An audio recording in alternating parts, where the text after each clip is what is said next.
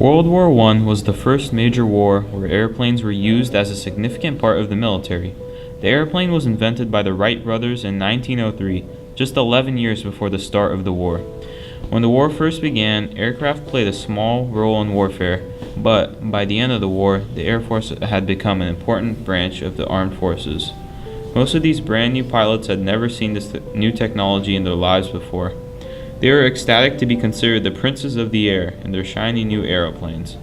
However, in reality, many of these brave new men would end up in the same place that they came from, in smoking, burning wrecks on the ground. World War I fighter pilots had a typical life expectancy of only several weeks while flying in combat. Several weeks, not much at all. In terms of flying hours, a combat pilot could count on 40 to 60 hours before being killed, at least in the early part of the war.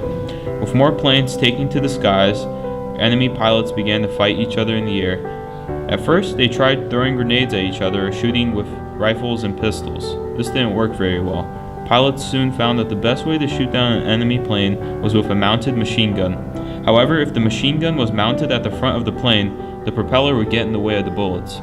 A new invention called an interrupter was invented by the Germans that allowed the machine gun to be synchronized with the propeller. Soon, all fighter planes used this invention. With mounted machine guns, pilots often fought enemy pilots in the air. These fights in the air were called dogfights. The best of the pilots became famous and were nicknamed aces.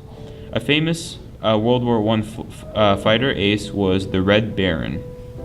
The experiences that the young pilots had to go through eventually shaped the future of aerial combat and the sequel to World War I, known as World War II, just 20 years later.